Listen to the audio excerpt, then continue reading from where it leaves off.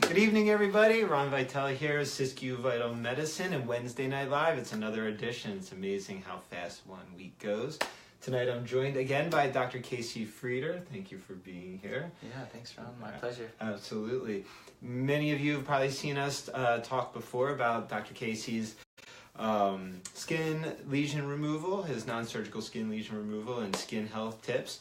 But tonight we're going to talk about a completely different topic, and that is his guided self-inquiry practice. And before we start that, though, I just want to say, if you don't know, Siskiyou Vital Medicine is a direct primary care naturopathic medical clinic here in Medford, Oregon.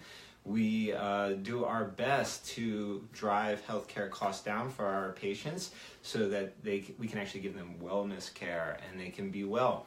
And we have a variety of things that happen here at the clinic. We offer classes, so every Monday night we have our Life Mastery series, in which I and two amazing individuals who teach Kundalini Yoga do a combined class. This month we're going through the cardiovascular system. We're doing heart health for body, mind, and spirit. So come join us Monday nights at 5:30, from 5:30 to 7:30 for the Life Mastery series.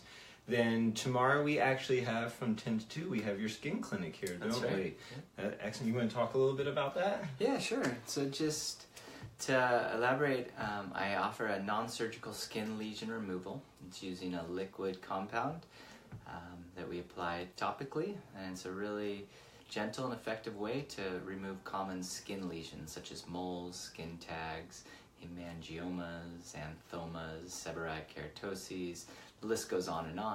And so we're always offering free consultations with that. So you can come on in and have a look and see if, get an evaluation and see if you want to have treatment there. So if you're interested, I think we still have some spots available. You can either call Siskiyou Vital Medicine, or you could go to my website, which is sotruehealth.com, and you can book online there. And hopefully we'll see some of you tomorrow. Awesome. Yeah. Awesome. Yes, and then after that, tomorrow night, we have Maria LaPuma, who will be here. Oh no, that was last week. Excuse me, I apologize. That was last week, and that will be next week. So next week we'll have on Thursday, the second and fourth Thursday of every month, we have Maria LaPuma's Healing Circle here, where she teaches people stress management techniques. So we have a lot of classes going on. One more coming up. One more starting in March. We have a intuitive painting class that Denali Rose will be teaching here, and that should be really interesting as well. So check out our website, www.siskiyouvitalmedicine.com. Go to our events tab. You'll see our calendar of events that comes up, and we have all sorts of things happening. There's a lot of ways to plug in here. Trying to do our best to offer this community wellness care and information. So that being said, Dr. Frieder. All right. Nice to have you back. Yeah, thanks. It's good to be here. Awesome. So we're actually sitting in, you've pointed out your office, what's been your office, but it's our office now. This is actually the room, the space that I'll be using on Thursdays to offer not only the skin lesion removal, but also guided self-inquiry. And that's what we're going to be talking about tonight. Yes, I'm totally stoked to share an office with you now. Yeah. So I'm glad it works out. I'm glad our schedules work out that way. Yeah, it feels really good here at SVM. Uh-huh. There's just more and more really positive and services that are in the mix here, and so this is a great place as a practitioner to show up here, and just the energy here. There's something in the air, Yeah. It's this wellness. It's really in the air.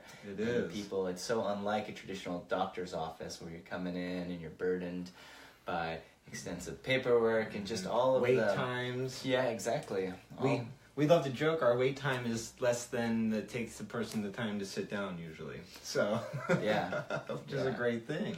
It's awesome. So anyway, I'm psyched to be here, be part of this team, and be bringing some new services. Awesome. Yeah. I'm stoked too. Yeah. So it's the team just keeps coming together here. If you're not familiar, you really definitely come check us out. So. Yeah, awesome. So maybe I should talk a little bit about guided self-inquiry. Exactly. Please do. That's what we're here for. So what is? Tell me about it. Yes. What is guided self-inquiry? So in a nutshell, guided self-inquiry is really simple. It's simply turning your attention from outward to inward. And it's in that process is facilitated by a guide. So if we just stop to think about that for a second, okay, the attention is usually going outward, right? It is. Towards the objects of the senses. You know, our senses, we have hearing, we have vision, we have smell, we have taste. All of these senses are all oriented usually towards things that are external. Yes. Right? Yes. And so that's where we spend most of our time, most of our lives, is with our attention pointing outwards. Now, simply by taking the attention and turning it inwards, and some people who are listening might not even really, that may not make sense right now exactly what that means. Hopefully that'll become more clear as we talk tonight. But it's just simply, if you think of it as shining a light, simply by turning it inwards. I see we have a question. Taylor Marie is asking, why would I want to focus inwardly? Yeah, so that is a great question. So why would you want to take that light of your own awareness and turn it from outward to inward? Well, one thought that comes up for me is that it's a way to perhaps calm some static of what's going out. So I have a moment to pause and reflect of what I'm really feeling, what I'm really thinking, and maybe what I'm even really needing before I take any kind of actions or keep looking outside of myself for things. So it's a way to kind of go in and maybe create some space to navigate my life from. Create some space. Yeah. Beautiful. So that's really essential, Ron, creating space. And that's just it. By turning the attention inwards, it allows us to detach from all of these, I won't say distractions, but attractions, distractions, all of the busyness, you know, the static, the white noise in our lives, and to turn that attention back inward and get centered again. Any of you who have a meditation practice yoga, you know, simply sit down with a book. Sometimes, you know, that is actually a concentration practice, and when we sit down and we read a book, it can be very relaxing, and the reason is we're taking our attention maybe from being focused on multiple things to just one thing, and that alone is just, that's a calming, right? In a sense, our attention it calms down when it can focus on one thing. I see that. Can I say one other thing that comes up? Yeah. One other thing that comes up is that it's an opportunity maybe to shut down the senses a little bit. Yes. Right? So that we're minimizing the amount of information that's streaming in, and it just gives us an opportunity to close that down a little bit and have less coming in. That's right. So that we can have a little more calm. That's right. Yeah, exactly. So it takes energy to manage all of the input, you know, when we're always looking outwards, you know, with our eyes, when we're hearing stuff. These are all processes that require energy. So it's just like shutting down some systems, turning it inwards. I like that. Yeah, so what if we turn our attention inwards, what is it that we might find? That's an interesting question to ask. I have a quote that I love, and that is, if you want to know yourself, look out to the world. If you want to know the world, look within yourself. Because, you know, as you're talking about senses, that's how the outside world gains access to our inner life, is through our senses. That's right. So what is outside streams in, and that forms our thought and feeling life. And so we might find who we are based on the world outside of us. That's right. Yeah. And oftentimes, you know, our self-definitions have so much to do with how, you know, how our energy is reflected in the world. Not necessarily, you know, any intrinsic problem with that. However, it can be problemsome if it starts to create suffering. If the only way that we have of defining who we are is through the outer world, and you know, and this often would take the place of comparisons and looking at other people and saying, well, look at that person, I don't have what they have, I don't look like they have. And again, we're a little bit lost. You know, we've just disempowered ourselves, you know, by taking, again, our attention away from intrinsically who we are and starting to put that outside of ourselves. So it's just taking like personal power and putting it outside. So getting back to turning the attention inside, when we start to turn the attention inside, we can think about first starting with the physical body. If you turn your attention into the physical body, this is an exercise we can do right now, you know, together. Absolutely. Yeah, well, I'll start by just doing it on my own, and then perhaps I can guide you in this. Okay. And so this will just be a really simple and hopefully easy to follow explanation of what guided self-inquiry is, and I'm going to first serve as the guide for myself. Awesome. And so this can be done with eyes open, eyes closed. Some people find it's helpful, to turn the eyes closed, but I'm going to keep my eyes open. And so what I'm doing now, even while I'm speaking, is I'm starting to turn my attention inside, and I'm just paying attention to what's happening in my physical body. And in doing that, I'm starting to notice some sensations that I wasn't aware of just a minute ago when I was speaking. So some of the sensations I'm feeling is a little bit almost like a tingling down in my belly, feeling a little bit of energy up into my chest, a little bit of almost kind of tingling energy. It might be defined now as nervous energy. Didn't have a script for this talk tonight. There's no outward preparation, and I thought that would be appropriate to just really have a fresh investigation. Taylor Marie's wondering if couples can do this together. Yes, couples could definitely do it together. Really, once you understand the principle of this, you can really be a guide for other people. But the essence of being a guide, and this comes from my main teacher in this, who's Eli Jackson Bear with the Leela School in Ashland, in which I took my advanced clinical hypnotherapy training, is that in order to be what he calls a true friend, you need to have a quiet mind and an open heart. So a quiet mind and an open heart. So what that means by quiet mind is that you're not projecting your ideas of what's best for somebody else that you're supporting onto them. Right. Because you don't know. Let's tell the truth. How could we possibly know what's best for someone else? We don't. And so that's where the quiet mind comes in. And with a quiet mind is open, it's receptive, it's expansive, and a quiet mind is present. So a quiet mind does not miss the opportunities that arise in the moment. We compare that with a busy mind that is thinking about, okay, what happened today? What's happening in tonight? What am I making for dinner?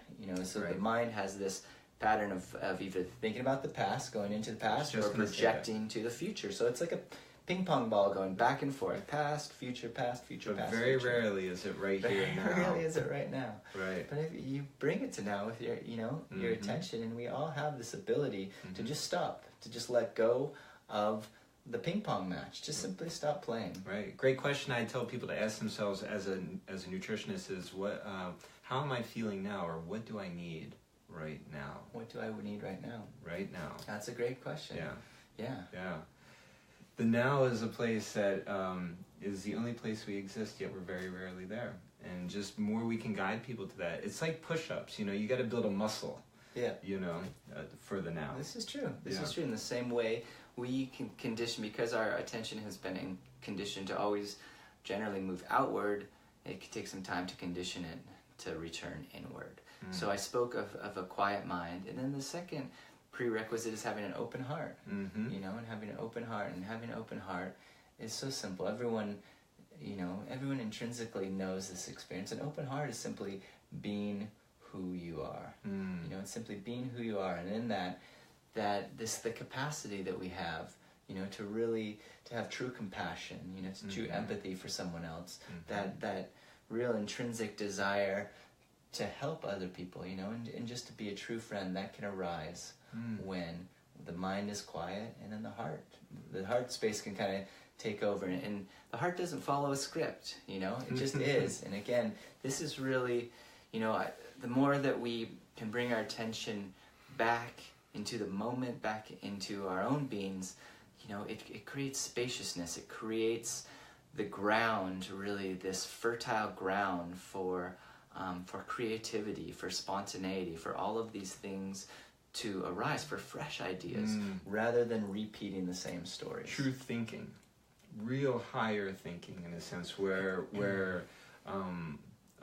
when we have that pause and that quietness, what really, like a more intuitive thinking, the thought can arise rather than be manufactured. That's it. Yeah, thoughts can arise, exactly. Yeah. The mind is this thought machine, but it's really a mystery. It's really about opening up to this greater space, and in that you become, I don't want to say channel. I mean, maybe something synonymous with that. You become this field. You become a field in which in which things can arise.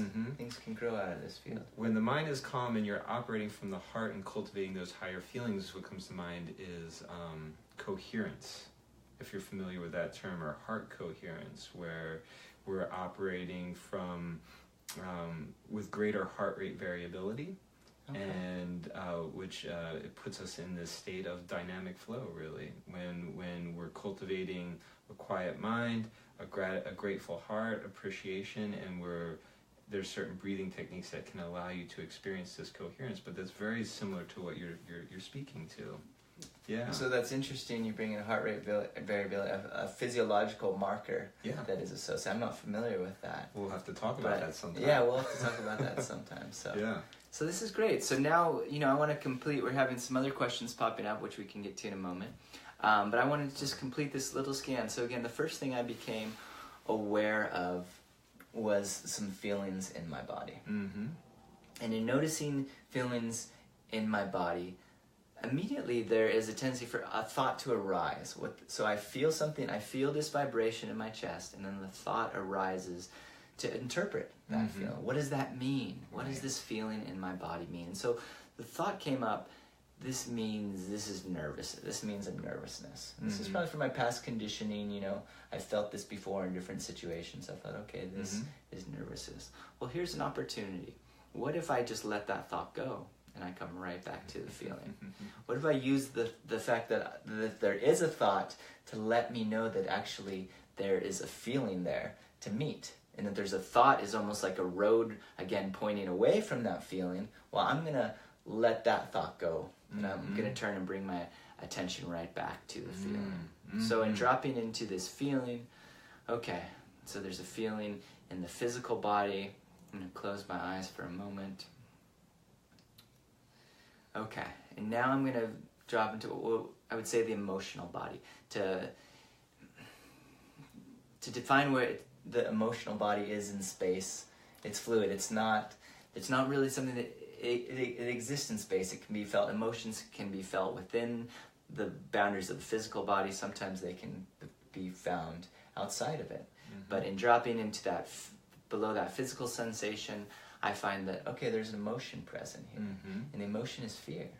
So there's a little bit of fear.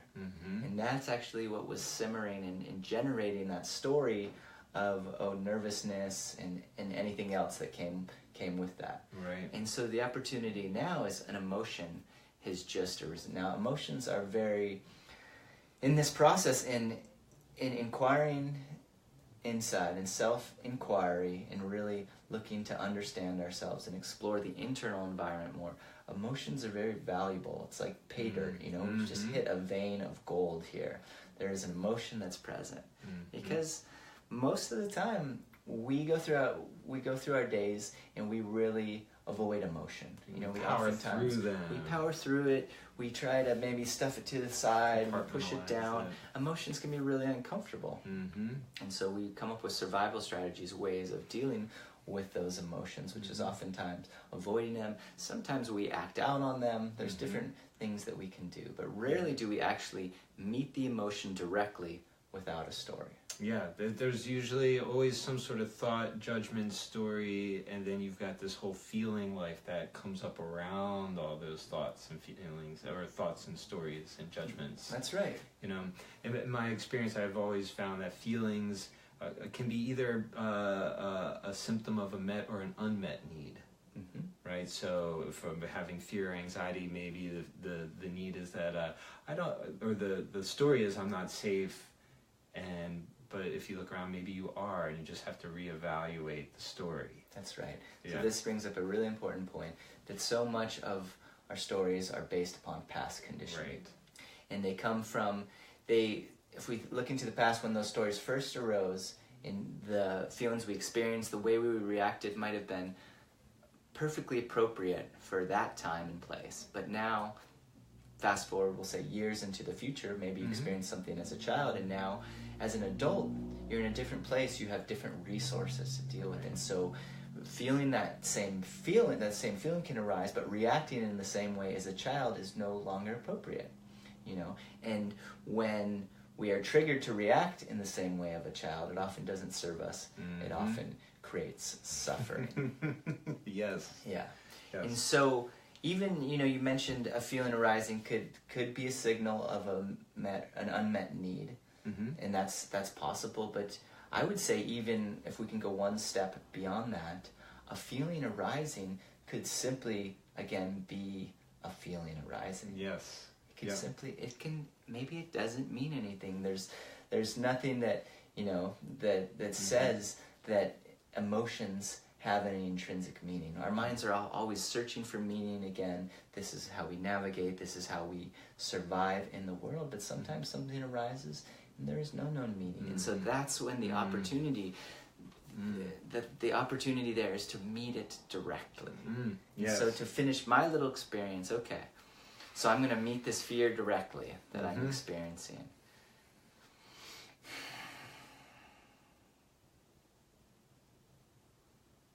And meeting it directly, I'm just allowing my consciousness to just drop within it.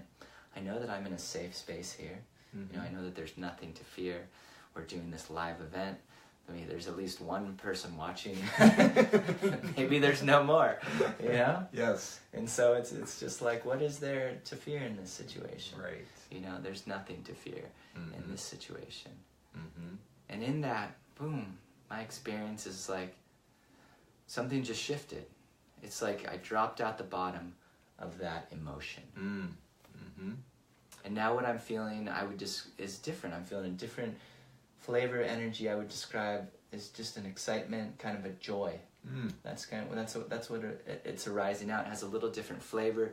The fear was a little contractive. I felt in this space, and now what I'm aware of is the energy has just expanded. And so this is really brings up just an essential aspect of the emotional body and emotions that we experience. Emotions are like Russian dolls. They're layered one within the other. And so what's on the top is whenever there's emotion simmering on top, or whatever the emotion is that first catches our attention, chances are if we have the willingness to drop into that and go deeper, we're going to find something else buried beneath that.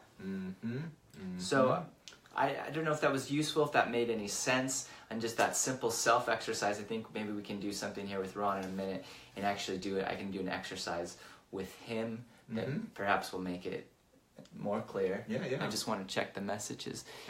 There's a question, what is an example from your own life of how this has benefited you?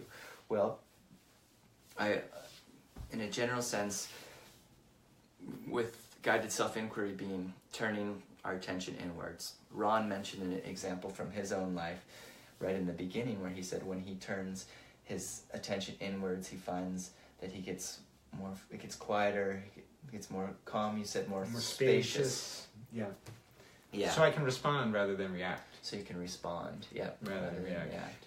When I think of emotions, I just think of energy in motion.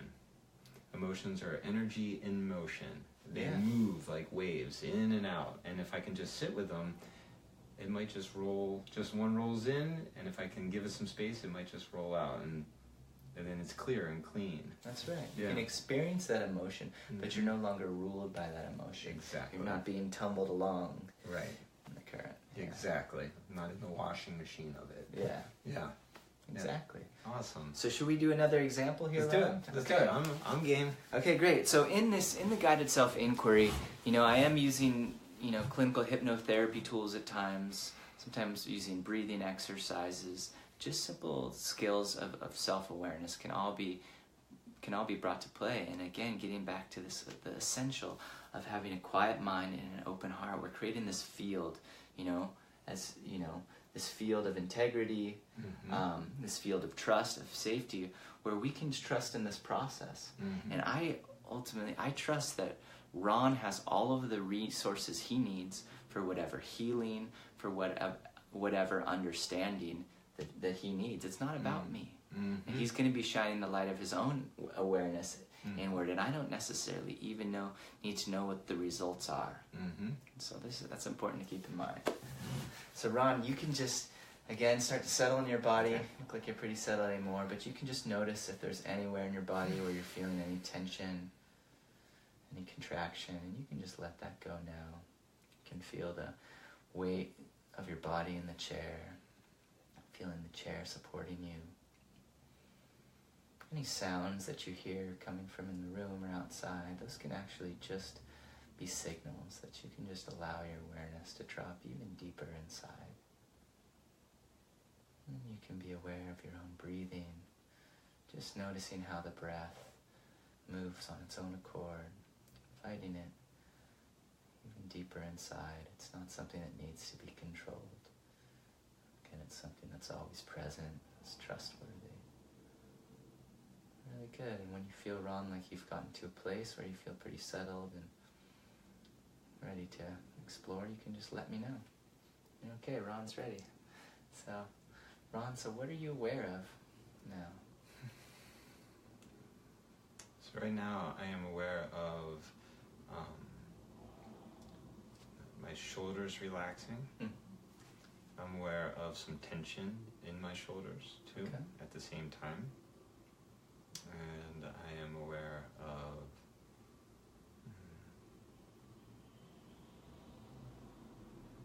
I'm aware of my breath as it comes into my heart area and then down into my belly. Okay, so you're aware of your shoulders, Mm-hmm. you're aware of some tension in your shoulders, but Mm-hmm. also of them relaxing. Mm-hmm. And then you're aware of your breath Mm-hmm. as it comes in and moves from your chest down to your belly. Mm-hmm. Okay. Any other notable physical sensations as you scan your body? Just the chatter behind the eyes of closing my eyes Okay. and starting to just relax into that. That happens anytime I meditate or go into a deep place. Okay. So that decompression that happens. Okay, so there's some chatter behind your eyes Mhm. that you're aware of, a Mhm. decompression. Mm-hmm. Okay, beautiful. So are you aware of any emotions that are present? Gratitude. Gratitude. Gratitude is present. Beautiful. Yeah. And where do you feel gratitude? Oh, it's always right there. It's right there Right in there. your chest. Yeah. Okay. Mm-hmm. And how, if you were going to teach me to be grateful, how would I experience this gratitude? How would you describe this gratitude? How would I describe gratitude? Yeah, what are its attributes? Let's see. Attributes would be a warmth quality. Okay, has There's a warmth quality of warmth to gratitude that I experience in my heart region. So I'd say gratitude is a warmth, a feeling with warmth. Okay, gratitude is a feeling of warmth. Mm-hmm.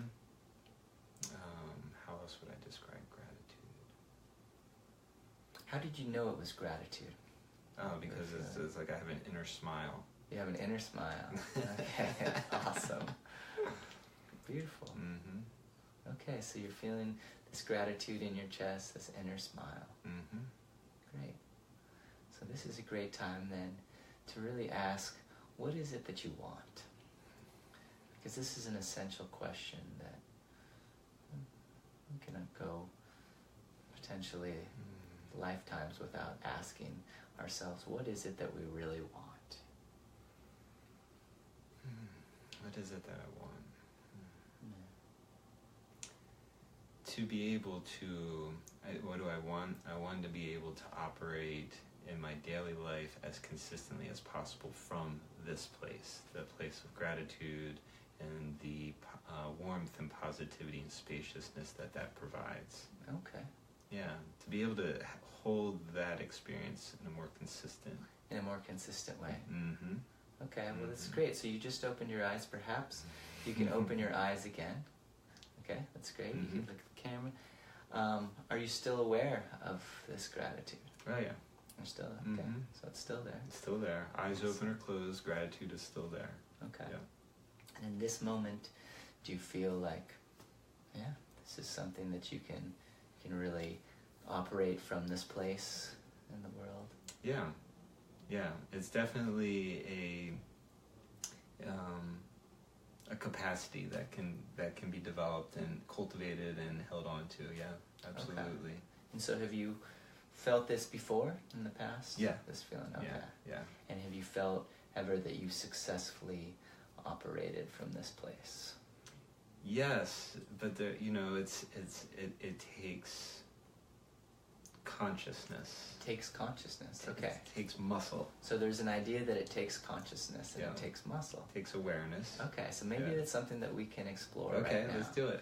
Can you think back to a time when you felt this gratitude and you felt that, you were in this gratitude, you were living from this place, you were operating from this place? Mm-hmm. Yeah. Can you think of a specific time? Yeah. Okay. Yeah. Awesome. Okay, so you can share those details, or you don't even need to share those details. If you just have a strong feeling of that. Well, I'll say Saturday I was snowshoeing at Crater Lake with some really dear friends, and that was a moment of just kept looking around going, this is, so grateful to be able to be doing this right now. Yeah. And how much effort did it take to that be in didn't space? Not much That's effort right. there. That's right. But it's the hard days, right? The days where it doesn't seem like things are working out. Doesn't seem like things are working out. And that's the moment to pause and... Okay, so let's go back to that experience in Crater Lake. Okay. You're operating from gratitude. You think of how the day played out, and can you think, was there a moment when you left that space, a moment maybe later in the day when you feel like you were no longer operating from the space of gratitude? Again, because I tweaked my back that day. You tweaked your back that day. Okay. And I was in a lot of pain. And you were in a lot that of pain. night. Yeah. Okay. So hard to move. Okay. Yeah. And so if you think back and you really and kind of really break it up, if you really focus in on that transition, what did it take to go from feeling like you were in gratitude to no longer in gratitude? What did it take? Yeah, what was the process? Physical pain. Physical pain. Physical pain. Okay. Just snapped me out. Like it snaps me out, and I have to work to get back in. You have to work to get back in. It seems like I have to work to get back in. It seems like you have to work to get back in. Okay. Mm-hmm. Are you aware of any physical pain right now? Yeah. Okay. Yeah. No, it little bursts here and there. So burst here and Yeah. there. And is that pain having any effect on the gratitude that you're feeling? No, not right now. Not right now. Not right now. Okay. No. Okay. Yeah. Great. So maybe you can think back into that night after you had tweaked your back and you're feeling lots of pain, and you can just think back to that moment, what you were feeling in your body, and be aware of that. Mm-hmm. Okay. All too aware of that. All too aware of that. Okay. And then thinking back into that moment. Let's do this. Let's do a simple exercise. Let's have you spread your hands. Okay. And I want you, palms open. I want you first to take the feeling of gratitude that you've been feeling here tonight, and I want you to put it into a palm. Okay. You can wiggle your fingers of which palm that you want to put it into. Okay, great. So Ron's going to put that feeling into his right palm. So tell me when you feel like, you have a real, again, strong sensation of that feeling of gratitude in your right palm. Got it. Okay, great. So we're just going to let that rest. And now I want you to come back into your center, and then from there, I want you to think back to the other night when your back, you were in a lot of pain. You weren't aware of gratitude. You were just feeling that physical pain. Whatever else came with it, I want you to put that into your left hand. Okay. You can let me know when you feel like you have a strong sense of that in your left hand. Got it. Okay. So now what's going to happen is you're going to start to actually feel an attraction between your two hands. Okay. There's a polarity here between this feeling of gratitude and that feeling of pain. And you're going to start to feel how that polarity, that it's almost a magnetic pull, starts to become stronger. And as it becomes stronger, you can feel that your hands are actually going to start to rise off of your legs. Okay. And then they're going to start to make their way towards each other. And you can just allow that to happen. Just paying attention without any judgment on the process, just noticing these two energies. Yeah, almost like an arc of energy from one to the other. That's right. And it's going to happen at just the right pace for you as your palms move closer together. As each one does, again, you're becoming more and more aware of these two energies in your palm. You can notice that your hands starts to turn your hands so that your palms are facing towards each other. As these energies come closer and closer, these two apparently contrasting energies, as they make their way towards each other to meet. This is good, and you can just continue again at your own pace. I'm just moving the camera. This is really good. Good, you're feeling those energies stronger and stronger. And when those two hands meet, Ron, you are going to become aware of something. There's going to be an insight, something that you didn't notice the other night when you were in pain. But something that gratitude that you feel now brings. That's it. You can allow those hands to fully come together. And you can just really observe what happens when these two energies meet. The insight, the understanding that creates in your own being. Okay. This is good. Okay. Good. So now why don't you just kind of take a moment, to just, integrate. And so I'll just talk for just a moment. So that was just using a simple tool from the world of hypnotherapy, where we just set a couple different anchors of these two apparently contrasting experiences, and then we brought them together to meet. And this can be a very useful tool that sometimes will be employed in guided self-inquiry in order to really generate insight. Again, we're just shining a light. These are all different ways of shining a light into areas that have not yet been explored in our world. So could you share your experience with us? Yeah. What is it that you realized? So first off, I thought, well, my hands are never going to rise. But I let go of that thought, and I allowed that and they did. So the whole process was really fun to observe with my consciousness. But then when they met, the insight that came was that actually I'm really grateful that happened. Because it gave me a chance to really do nothing the next day, which I needed. And I had a really busy day planned, and I would have just given up myself, and I needed a day to be home and grounded. Right. And had I not had that pain that set me back, I wouldn't have given myself what I really needed. Right. Wow, beautiful. Yeah. So then, one becomes grateful for the pain then. Yeah. Beautiful. Yeah. So that is the true meaning of a blessing in disguise. Exactly. Which, I think, anytime the other side of pain can be joy or something positive. Anything negative has to have a positive counterbalance. Sure. So it's just a matter of calm mind, so this is open great. heart, Yeah, to get that insight. So good. So thank you so much for your willingness, and you can just see this is awesome. Ron had a fresh insight.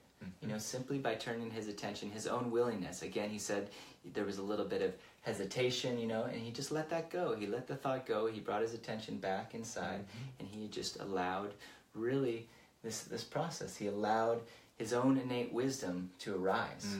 So now what I invite you to do as a future exercise, and maybe this is something in the future we can report back on, but the next time that you feel that you notice, okay, the story arises that, I want to be operating from a space of gratitude, but I am confused.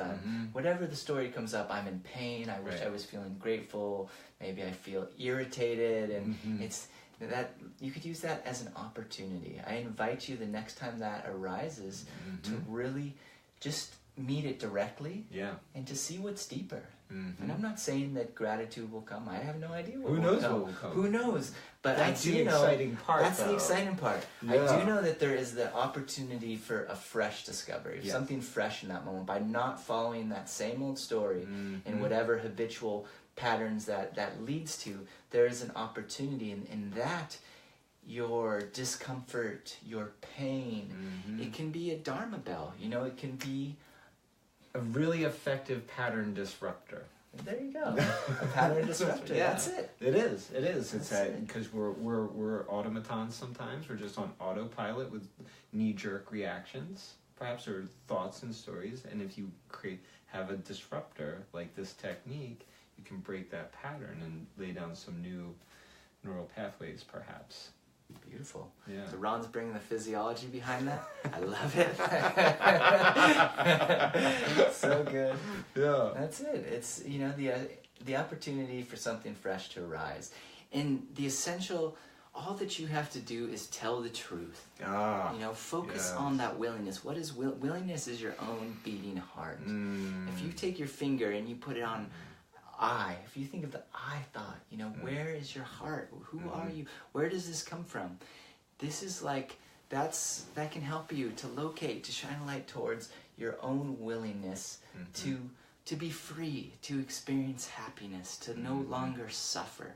Focus on the willingness, be ready and willing to tell the truth, and that's enough. That's all that's needed. And in that, everything else, the test will come, but then that's where this conditioning can all come to be, really to be burned on this fire of telling the truth. Yeah. We have to, it's practice. It takes practice. It takes, we have to develop that capacity because we're not used to doing it. And many times we don't even know what our truth is. That's right. So that it takes vigilance. Yes, I like that. And veracity. I didn't, for the longest time, I didn't know until probably a year ago what veracity meant. Veracity is the ongoing commitment to truth. Ooh. The ongoing commitment to truth. Isn't that a cool word? I like that a lot. Veracity. Entering the vocabulary more frequently. Yes. So I see we have another question here. So you can use this even when there is no reactivity or trauma taking place currently in the moment. It can be when things are going well internally too. Absolutely. Yeah. Absolutely. It really is, you know, by bringing your attention inwards when there's no fires to put out, this is an opportunity to just enjoy the majesty of your own presence. Well, it seems to me like a really great tool for any kind of decision making. If you need to make a decision, to just get quiet and find out what your truth is in that moment. It's just it seems like a really great tool that you can use in an instant for navigating any kind of life situation, really, positive or negative.